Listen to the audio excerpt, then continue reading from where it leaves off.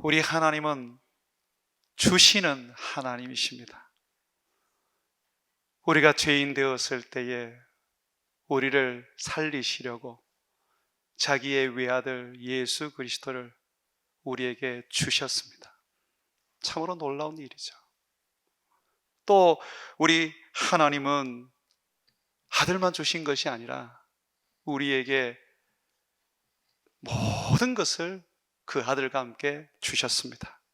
생명을 주셨고 예수 그리스도의 이름을 주셨고 또 우리에게 천국을 주셨고 심지어 아버지 그분 자신도 우리에게 주셨습니다. 그러므로 우리는 하나님을 감사할 수밖에 없습니다. 어려워도 감사, 즐거워도 감사, 힘들어도 감사, 행복해도 감사할 수밖에 없는 것이죠. 우리 하나님이 주시는 하나님입니다. 오늘 말씀해 보게 되면 우리 하나님은 주시는 하나님이라는 부분에 대해서 우리에게 명확하고도 그리고 넘치게 가르치고 있습니다. 3절 한번 보십시오. 그의 신기한 능력으로 생명과 경건에 속한 모든 것을 우리에게 주셨으니, 뭘 주셨습니까? 그의 신기한 능력, 하나님의 신적인 능력, 이거는 사람이 가지고 있을 수 없어요. 천사도 가지지 못합니다. 하나님이 그 능력을 주셔야 그 능력을 사용할 수 있죠. 하나님이 가지고 있는 이 신적 능력으로 우리에게 뭘 주셨습니까? 예수 그리스도로 말미암아 생명과 경건에 속한 모든 것을 주셨다고 말하고 있습니다. 생명과 경건에 속한 모든 것이 무엇입니까? 구원이죠. 구원. 또한 하나님의 형상이죠. 우리는 하나님의 형상, 곧 하나님의 성품을 우리 속에 가지고 있습니다. 그리고 하나님을 사랑하고 섬기며 예배하게 하셨습니다. 거룩하고 깨끗하며 하나님을 아버지라 부르게 해 주셨죠. 이 땅 가운데 예수의 이름으로 능력을 행하고 귀신을 쫓아내도록 만드셨고, 예수의 이름으로 기도하면 하늘에서 우리의 기도를 들으시고 응답하시는 그 모든 것들, 생명과 경건에 속한 모든 것을 우리에게 주셨습니다. 참으로 우리가 하나님이 주신 그 생명과 경건에 속한 그 모든 것을 잘 몰라서 그렇지, 우리는 그걸 이 안에 다 가지고 있습니다. 어떻게 우리 안에 그게 들어올 수가 있었습니까? 성경은 그의 신적인 능력으로 우리에게 주어졌다고 합니다. 그러면 우리가 이러한 것을 받을 만한 자격이 있습니까? 하나님의 아들을 내가 받을 자격이 있습니까? 그 아들과 함께 생명과 구원과 모든 경건에 이르는 그 능력을 가질 수 있습니까? 우리는 그런 자격이 있습니다. 이 자격은 나로 말미암아 주어지는 게 아닙니다. 성경은 우리에게 이렇게 말하고 있습니다. 3절 중반절에 보게 되면 이는 자기의 영광과 덕으로서 우리에게 이 모든 것을 주시는데 그 이유는 우리를 부르신 이를 알므로 말미암음이다 라고 말합니다. 내가 하나님을 알므로, 내가 예수님을 알므로 구원을 얻고 생명을 가지게 되고 하나님을 아버지라 부르며 영원한 천국을, 새하늘과 새 땅을 얻게 된 것입니다. 여기서 하나님을 안다는 것은 단순한 지식적 알물 말하는 게 아닙니다. 성경이 말하는 알미라는 것은 하나님을 믿고 사랑하고 순종하고 따르는 것을 말합니다. 특별히 예수님을 알지 못하면, 예수님을 통하여서 하나님을 알지 못하면 그건 아는 것이 아닙니다. 요한복음 17장 3절에 보게 되면 영생은 곧 유일하신 참 하나님과 그가 보내신 자 예수 그리스도를 아는 것이니다 라고 예수님께서 하나님께 드리는 기도에서 말씀해 주고 있습니다.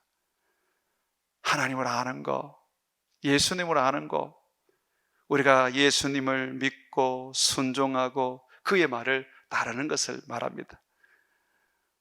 우리가 예수님을 믿음으로 말미암아서 하나님은 그의 영광과 덕으로서 우리에게 넘치는 구원과 생명과 경건에 속한 모든 것을 주신 것입니다. 사랑하는 여러분, 여러분 안에는 생명이 있습니다. 여러분 안에는 하나님이 주신 능력과 하나님을 섬길 수 있는 그 은혜가 있습니다. 이제 이것을 우리가 열매라는 이름으로 드러나게 만들어야 돼요. 이걸 감추어 놓게 되면요, 한 달란트 땅에 묻어둔 자와 같이 되는 거예요. 우리가 열심히 우리 주님 앞에서 주신 신적 능력으로 주신 우리 안에 생명과 구원의 능력과 경건에 속한 모든 것이 드러날 수 있도록 만들어야 하는 것입니다. 우리 주님께서 또한 우리에게 생명과 경건에 속한 모든 것을 주셨을 뿐만 아니라 아주 놀라운 큰 약속도 주셨습니다. 우리 주님이 하신 약속은 반드시 이루어집니다. 주님은 언약의 하나님, 약속의 하나님입니다. 약속을 한 번도 어긴 적이 없으신 신실하신 분입니다. 그의 약속이 무엇입니까? 4절을 한번 보십시오. 이로써 그 보배롭고 지극히 큰 약속을 우리에게 주사라고 말하고 있습니다. 이 약속은 보배롭고 지극히 큰 약속입니다. 정말 보석과 같은, 세상에서 어떤 보석과도 비교할 수 없는 값진이라는 의미입니다. 보배롭고 그리고 지극히 큰 약속입니다. 이게 뭐냐면 바로 천국입니다. 새하늘과 새 땅입니다. 11절에 보게 되면 우리 주 예수 그리스도의 영원한 나라에 들어감을 넉넉히 너희에게 주시리라 하고 말해주고 있습니다. 그런데 우리는 천국에 대한 하나님의 이 약속, 가장 우리에게 주신 최고의 이 축복을 너무 소홀히 여깁니다.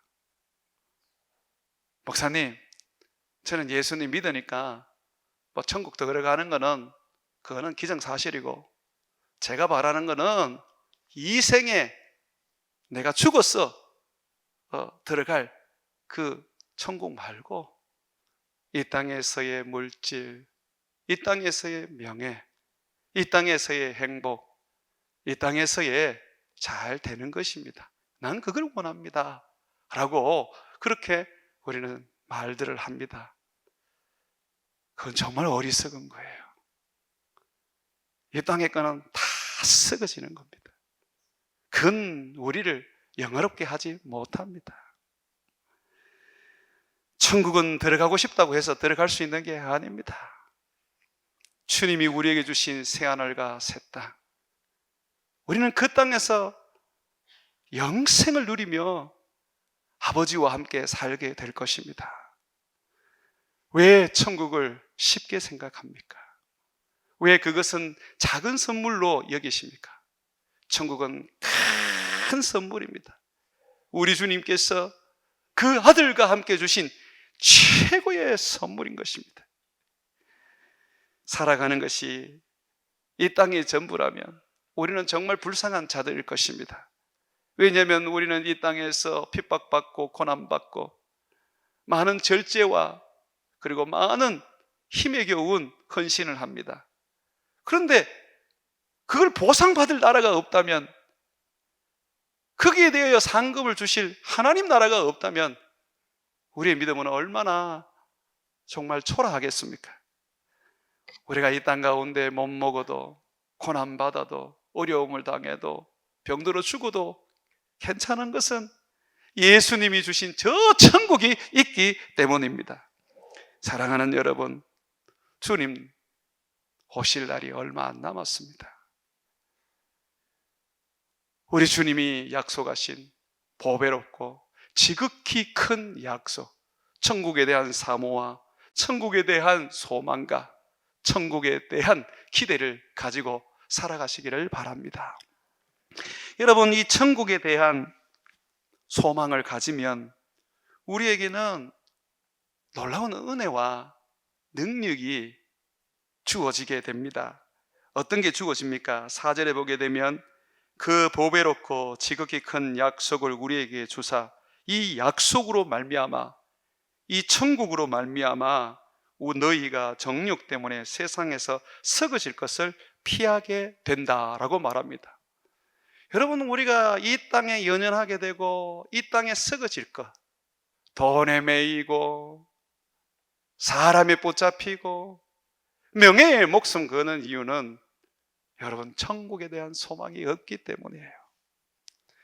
손양은 목사님은 공상당원에게 두 아들을 잃었을 때 그는 슬프고 괴로웠지만 그러나 그것으로 인하여 좌절하지 않았습니다.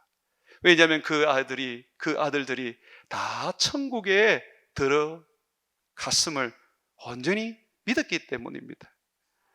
여러분, 천국의 소망이 있어야 세상의 것에 연연하지 않고 세상에 썩으실 것에 우리가 마음을 빼앗기지 않고 그것을 피해 사는 것입니다. 땅을 밟아도 하늘을 바라보고 살아야지 우리는 하늘의 사람으로 살 수가 있는 거예요. 또 하나, 천국의 소망을 둬야지만이 신의 성품, 예수님의 형상, 아버지의 모습을 가지게 됩니다. 신성한 성품에 참여하는 자가 되게 하려 하셨다고 말하고 있습니다. 우리 안에 예수님의 성품이 생기지 않고 우리 안에 예수님처럼 살 수 있는 그 모습이 갖추어지지 않는 것은 천국의 소망이 없기 때문입니다. 이 땅의 소망이 전부고 이 땅에서 누리고 살려고 하는 어리석은 모습이 결국은 내 안에 예수님이 나타나지 못하게 만드는 것입니다. 성경은 거짓말을 하지 않습니다. 오늘 분명히 우리에게 말하지 않습니까? 4절에 그 보배롭고 지극히 큰 약속, 천국을 우리에게 주사 이 약속 때문에 너희가 정욕으로 인하여 세상에서 썩어질 것을 피할 수 있고 신성한 성품, 예수님의 형상, 예수님의 모습을 너희가 담는 데에 참여하는 자가 되게 된다라고 말하고 있지 않습니까? 그렇습니다. 여러분, 어린아이든 청년이든 노인이든 모두가 다 천국의 소망을 가지고 있어야 합니다. 그 천국의 소망을 가져야 세상에 썩어질 돈과 명예와 성욕을 이겨낼 수가 있고 예수님의 성품과 우리 아버지의 모습을 우리가 내 속에서 드러낼 수가 있는 것입니다. 왜 이토록 예수님의 형상, 아버지의 모습이 우리에게 드러나야 할까요? 그것은 너무너무 중요합니다. 히브리서 12장 14절에 보게 되면 모든 사람과 더불어 화평함과 거룩함을 따르라. 이 화평함과 거룩함은 하나님의 성품이고 예수님의 형상입니다. 화평케 하는 자는 복이 있나니 하나님의 아들이라 일컬음을 받을 것이라고 했어요. 화평함은 예수님의 형상입니다. 거룩함은 하나님의 형상입니다. 우리 예수님의 형상입니다. 내가 거룩하니 너희가 거룩하라, 그렇게 말씀하셨지 않습니까? 자, 이렇게 모든 사람과 더불어 화평함과 거룩함을 따라야 하는데 왜 그러냐?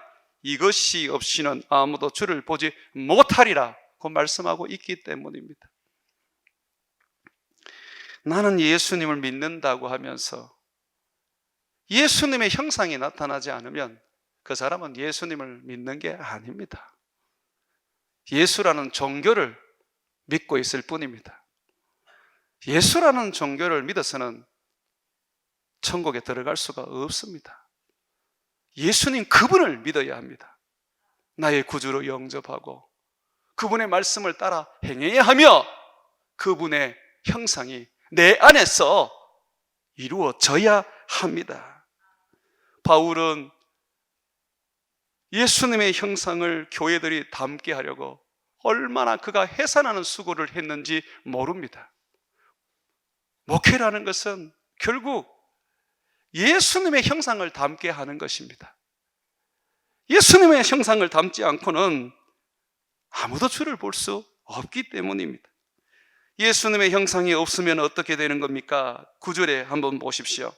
이런 것이 없는 자는 맹인이라 멀리 보지 못하고 그의 옛죄가 깨끗하게 된 것을 잊었느니라. 영적인 맹인이라고 말하고 있어요. 영적인 맹인을 예수님께서 지칭한 부류가 있습니다. 누굽니까? 바리새인들과 서기관들이에요. 종교인들이고 외식하는 사람들입니다. 주님은 그들에게 분명히 말씀하셨습니다. 너희들은 맹인이다. 맹인이니 멀리를 보지를 못하는 거예요. 하나님을 볼 수도 없고 영생이 뭔지도 모르고 천국이 뭔지도 모르는 거예요. 뿐만 아니라 옛죄가 깨끗하게 된 것을 잊어버렸습니다. 주님을 떠나버린 거죠. 그러나 내가 예수님의 형상을 이루게 되고 그 형상을 열매를 맺게 되면 어떻게 됩니까? 8절에 한번 보십시오. 이런 것이 너희에게 있어 흡족한즉 너희로 우리 주 예수 그리스도를 알기에 게으르지 않고, 내 안에 예수님의 형상이 있어야 되고 예수님의 성품이 있어야지만이 우리 주 예수 그리스도를 알기에 게으르지 않다고 말합니다. 예수님을 아는 것에 게으르지 않다는 것은 예수님을 사랑하고 예수님을 섬기고 예수님의 말씀을 배우고 그 말씀을 따라 순종하는 삶을 말하는 겁니다. 영적으로 게으르지 않은 거예요. 날마다 예수님을 바라보는 거예요. 예수님을 위해서 자기 인생을 드릴 수 있는 것이죠. 또 보면 열매 없는 자가 되지 않게 하려 한다고 말하고 있습니다. 여러분, 우리가 아무리 무화과와 같이 좋은 나무라도 열매를 맺지 않으면 주님은 우리를 외면하십니다. 예수님은 예루살렘에 한 무화과 나무를 보시고 잎이 묵성하지만은 열매가 없는 것을 볼 때에 주님은 저주하셨습니다. 예수님은 포도나무 비유를 통해서 열매 맺지 못하는 가지는 버려진다고 말씀하고 있습니다. 열매가 있어야 돼요. 그럼 어떻게 우리가 열매를 맺어요? 열매를 맺는 것은 결국 우리가 우리 주님 앞에서 예수님의 형상을 내 안에서 드러내면 됩니다. 이미 주신 거예요. 하나님의 그 모습을 내 안에 주셨어요. 그걸 우리가 나타내면 되는 것입니다. 또한 10절에 보십시오. 그러므로 형제들아 더욱 힘써 너희 부르심과 택하심을 굳게 하라. 우리를 부르신 것은, 우리를 택하신 것은 구원하여 하나님의 자녀로 삼았을 뿐만 아니라 친아들이신 맞이이신 예수님의 형상을 담게 하려고 부르시고 택하신 겁니다. 너희가 이것을 행한즉 언제든지 실족하지 않으리라. 내 안에 예수님의 형상을 가지면 어떤 시험이 오고 또 성도 간에 어떤 트러블이 생겨도 시험대에 들지 않습니다. 그냥 다 이겨내는 거예요. 뿐만 아니라 11절에 보게 되면 이같이 하면 우리 주 곧 구주 예수 그리스도의 영원한 나라에 들어감을 넉넉히 너희에게 주시리라. 우리 안에 예수님의 형상이 많이 드러나야 됩니다. 열매로 맺혀야 합니다. 그러면 우리는 주님의 나라에 들어갈 때에 넉넉하게 들어갈 수가 있습니다. 그저 불탄 자와 같이, 불 속에서 겨우 건져냄을 당한 자와 같이 부끄러운 구원을 얻는 것이 아니라 머리에는 영광의 멸류관을 쓰고 우리 주님 앞에 선다는 것입니다. 그러므로 사랑하는 여러분, 우리 주님께서 주시는 하나님이십니다. 그가 생명과 경건에 속한 모든 것을 우리에게 주셨고 그리고 천국을 약속하셨습니다. 그러므로 우리가 천국을 바라봅시다. 그러면 우리 안에 예수님의 형상, 신의 형상을 이룰 수가 있습니다. 베드로는 오늘 7가지 예수님의 형상, 아버지의 모습을 얘기하는데 독특한 것은 이 형상이 믿음 위에 세워진다는 겁니다. 종종 여러분들이 그런 얘기를 하시죠. 목사님, 믿음이면 다 되지 않습니까? 오늘 베드로는 아니라고 말합니다. 믿음은 너희의 근간이다. 너희의 시작이다. 그러나 그것으로 끝나서는 안 된다. 믿음 위에 덕을 두고, 덕 위에 지식을 두고, 지식 위에 절제를 두고, 절제 위에 인내를 두고, 인내 위에 경건을 두고, 경건 위에 형제 우애를 두며, 형제 우애 위에 사랑을 두어야 한다고 말하고 있습니다. 나는 믿음이 있다라고 하지만은, 그러나 예수님의 형상이 없다면 죽은 믿음입니다. 아무짝에나 쓸데없는 믿음이 될 수 있습니다. 가짜 믿음이죠. 정말 내가 예수님을 믿는다면 우리는 예수님의 형상을 그 믿음 위에 세워야 합니다. 그 형상이 만들어져야 되죠. 우리는 오늘 추수감사 예배로 모였습니다. 주님 앞에 어떤 열매로 감사의 예물을 드리시겠습니까? 주님은 이 땅에 난 농작물로 여러분들이 감사하기보다는 예수님의 형상을 열매로 드리기를 원하십니다. 오늘 우리 주님이 이곳에 임재하셔서 우리를 보시면서 우리가 얼마나 예수님을 닮아가고 있는지, 얼마나 우리 삶에서 예수님의 형상을 드러내는지 예수님은 지금 그것을 살펴보고 계시는 것입니다. 베드로는 7가지 믿음 위에 세워질 하나님의 형상, 신의 성품을 말하고 있습니다.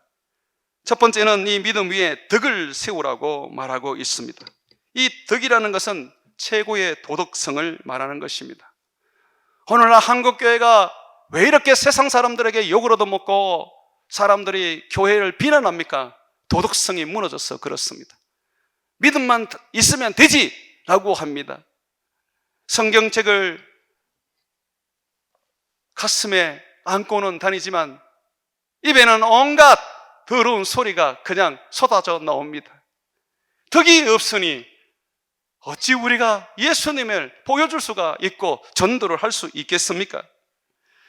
이 덕이라는 것은 최고의 도덕성으로서 사람과의 사람 관계 속에서 예의가 있어야 되고, 매너가 있어야 되고, 배려가 있어야 되며 존중해야 하는 것입니다. 우리는 우상의 음식을 먹을 수 있는 자유가 있습니다. 그러나 우리 형제들 중에서 예수를 믿는다고 하는 사람 중에서 우상의 음식을 먹으면 죄라고 여기는 분들이 있습니다. 그러면 그분들을 위해서 어떻게 해야 합니까? 성경은 덕을 세우라고 말합니다. 먹지 마라고 얘기하는 거죠. 반면에 우리는 제사 지내는 가족들이 있습니다. 그 가족들과 함께 만났을 때 우리는 제사는 지내지 않지만 그들이 내미는 제사의 음식은 먹을 수 있습니다. 왜냐하면 그 음식을 통하여 우리는 그들에게 교제를 하고 복음을 전할 수 있기 때문입니다. 제사의 음식은 먹고 안 먹고가 문제가 아닙니다. 얼마나 내가 덕스럽게 사느냐 하는 것이 문제인 것이죠. 방언도 마찬가지입니다. 내가 신령한 성령의 은사로 방언을 받았다 할지라도 그 방언을 모르는 사람들은 내가 큰 소리로 방언을 할 때 무슨 소리인지 알지 못하고 도리어 거기에 대하여 시험에 들 수가 있습니다. 그렇다면 우리는 이 방언의 은사를 받아도 덕스럽게 할 수 있어야 하는 겁니다. 뿐만 아니라 기도회에 기도할 때도 우리는 내 마음이 아무리 갈급하고 내가 아무리 목마르다 할지라도 내 주위에 있는 형제 자매가 어떻게 기도하는지 우리는 살펴보고 덕을 끼쳐야 합니다. 나의 소리가 이 사람에게 기도의 방해가 되지는 않을까 생각을 해야 하는 것입니다. 내 믿음이면 다다라고 해서는 안 됩니다. 그 믿음은 그저 우리의 신앙의 베이스일 뿐입니다. 그 위에 덕을 세워야 하는 것이죠. 이 덕을 세운 후에 또 베드로는 말하고 있습니다. 지식을 더해야 한다고 말합니다. 이 지식은 말씀에 대한 지식으로서 성경에 대한 지식을 말하는 것입니다. 이 지식이 왜 필요합니까? 이 지식이 없으면 신앙이 무너집니다. 뜨거움만 가지고, 열정만 가지고, 헌신만 가지고 신앙생활을 하게 되면 지식 없는 가운데 하나님을 섬기게 되면 이단에게 넘어가게 되고 결국은 금방 신앙이 바닥을 쳐버립니다. 우리 교회는 추수감사 예배로 감사 예배를 한 번 드립니다. 맥주 감사 예배가 없습니다. 예전에 우리 조상들은 농사를 지으면서 보리 수확을 해도 하나님께 감사하고 살 수확을 해도 하나님께 감사를 했습니다. 그러다 보니까 맥주 감사도 드렸고 추수 감사도 드렸어요. 그런데 지금은 우리가 보리를 수확하는 분이 없습니다. 그래서 그것이 하나의 형식이 될 수 있고 자칫 잘못하면 잘못된 종교성이 될 수 있기 때문에 우리는 그것을 당회의 결정으로 하지 않기로 하고 우리는 추수 감사 예배를 통하여 1년에 한 번 하나님께 감사를 올려드리자라고 했습니다. 이 추수 감사도 여러분 우리가 수확한 걸 가지고 하나님 앞에 감사하기보다는 그것도 필요하지만 우리는 하나님 앞에 우리 삶을 돌아보며 영적으로 맺은 열매를 가지고 감사의 예배를 드려야 합니다.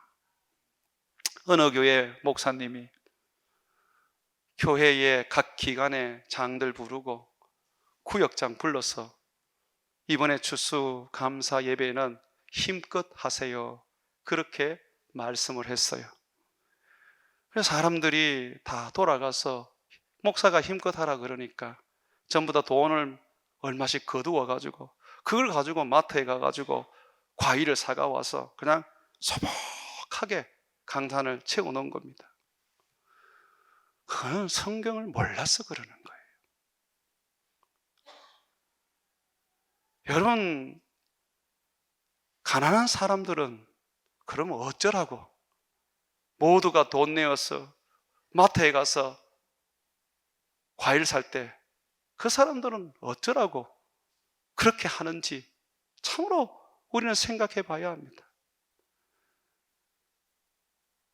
주님이 천천의 수양을 원하겠습니까? 만만의 기름을 원하겠습니까? 지식이 없으니까 결국은 교회가 그게 신앙인 줄 알고 쫓아가는 거예요.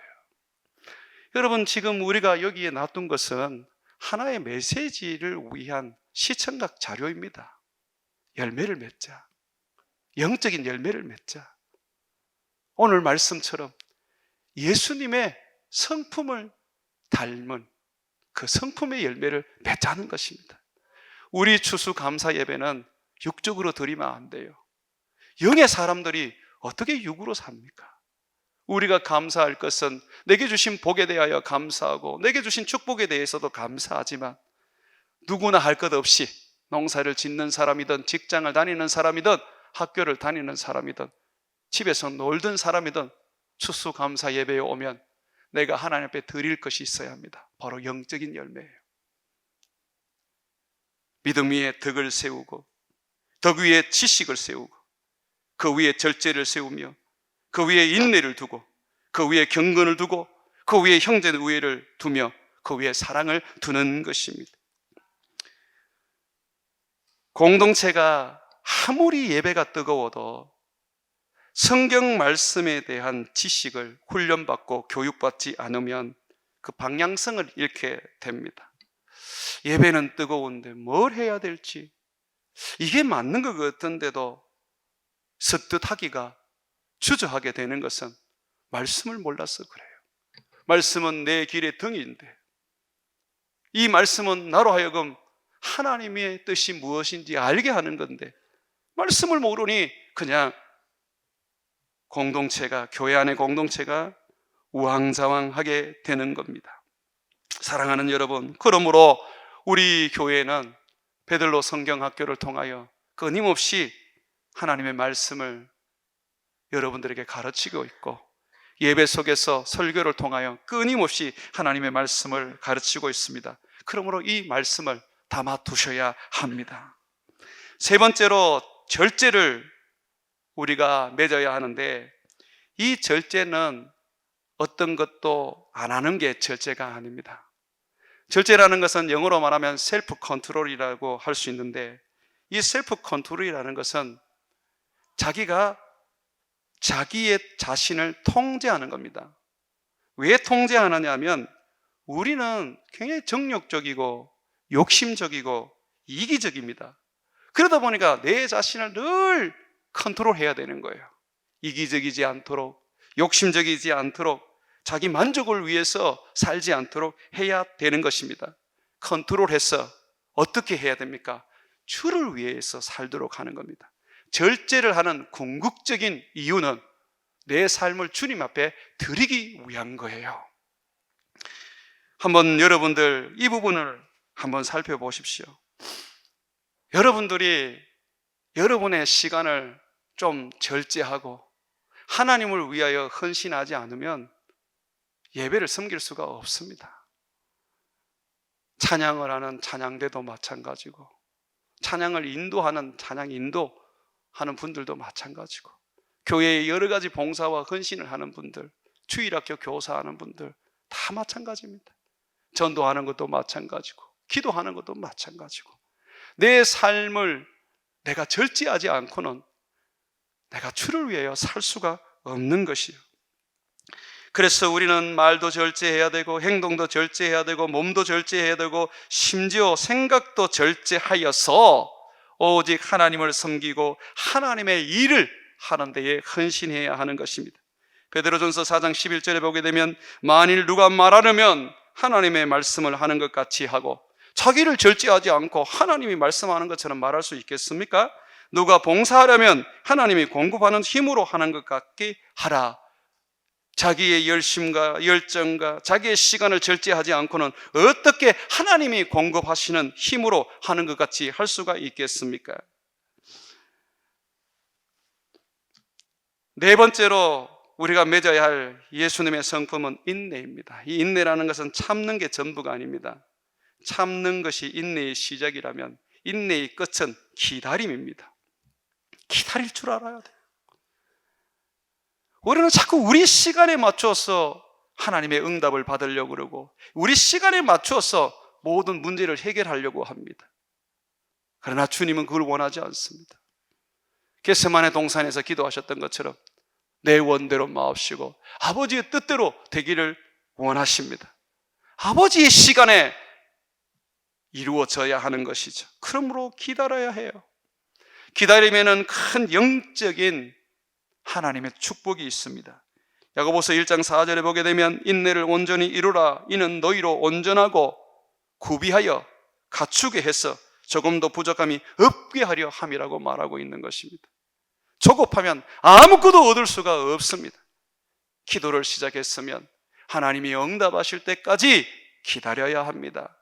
내가 주님을 섬기기 시작했으면 우리 주님께서 받으실 때까지 기다려야 합니다. 다섯 번째로 경건입니다. 이 경건이 뭡니까? 이 경건은 야고보서 1장 27절에 아주 자세하게 설명되어 있습니다. 하나님 아버지 앞에서 정결하고 더러움이 없는 경건은 곧 고아와 가보를 그 환난 중에 돌보고 가난한 자들, 어려운 자들을 돌보며 구제하는 것입니다. 또 무엇입니까? 자기를 지켜 새 속에 물들지 아니하는 그것이라. 자기를 지켜야 합니다. 새 속에 물들지 않게 만드는 것이죠. 이 새 속에 물들지 않으려면 예배 안 하고 됩니까? 기도 안 하고 됩니까? 예배 드려야 할 시간에 예배를 팽개치고 내가 해야 될 세상 일을 해버리면 결국은 새 속에 물들어 버립니다. 예배는 우리 신앙의 시금석입니다.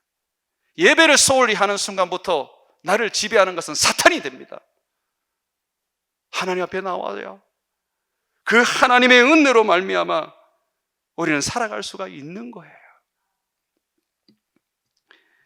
여섯 번째로 형제 우애를 하라고 가르치고 있습니다. 서로를 챙기고 돌보며 의리를 지키며 용서하라는 것이죠.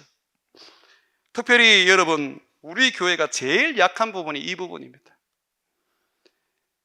이 형제 우애를 가지려면 좀 소그룹이나 어떤 교회의 어떤 교제에 여러분들이 좀 적극적으로 참여하셔야 돼요.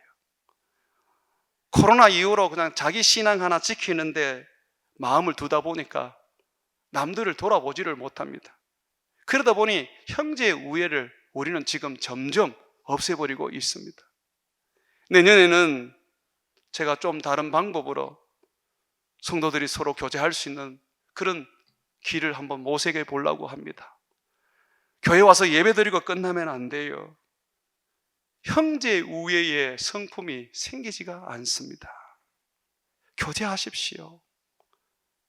오늘 같이 점심 먹는 날인데 좀 늘 같은 분들끼리 먹지 말고 또 다른 분들과 한번 같이 먹으십시오. 이 일에 우리 장로님들, 우리 권사님들, 장립지사님들부터 먼저 좀 하십시오. 교회는 끼리끼리 모인다, 그런 얘기가 들리면 안 됩니다. 형제 우애를 하기 위해서는 내가 먼저 손 내밀어야 되고 내가 먼저 말을 걸어야 되는 것입니다. 서로 챙기고 돌보지 않고야 어떻게 형제 우애를 갖출 수가 있겠습니까? 마지막으로 사랑의 열매를 맺어야 합니다. 이 사랑은요, 제일 중요한 성품인데 우리 교회가 제일 잘합니다. 우리는 선교합니다. 전도합니다. 여러분, 선교하는 것, 전도하는 것만큼 사랑을 실천하는 그 모습은 없어요. 내 이웃을 내 몸과 같이 사랑하라 그랬는데 우리 이웃이 바로 다른 나라들입니다. 예수 안 믿는 사람들입니다. 그들에게 우리는 복음을 전하고 그들에게 선교사를 보내어서 교회를 세워 주어야 합니다. 이 땅에서 우리는 쉬지 않고 전도함으로써 우리 가족과 함께 우리의 동포를 구원해야 하는 것이죠. 이런 삶을 우리가 살아야지 하나님께서 우리로 하여금 하나님 나라에 들어가며 넉넉함을 주시는 것입니다. 사랑하는 여러분, 추수감사 예배를 통해서 우리의 감사 예물은 어떤 것입니까? 오늘 베드로는 우리에게 분명히 예수님의 형상, 신의 성품을 열매로 드리라고 말하고 있습니다. 여러분은 믿음 위에 덕을 가지고 계십니까? 여러분들은 믿음 위에 덕과 함께 지식을 또한 세우셨습니까? 그 지식 위에 절제를 세우고 계십니까? 이 절제가 궁극적으로 하나님을 위한 헌신으로 이어지고 있습니까? 이 절제 위에 인내를 더함으로써 끝까지 기다리는 오실 예수님을 바라보고 있습니까? 이 인내 위에 경건함으로써 고아와 가부를 돌아보고 세속에 물들지 아니하므로 자신을 하나님 앞에 예배자로 세우고 있습니까? 이 경건 위에 형제 우애를 통하여서 서로 챙기고 돌보며 사랑하고 있습니까?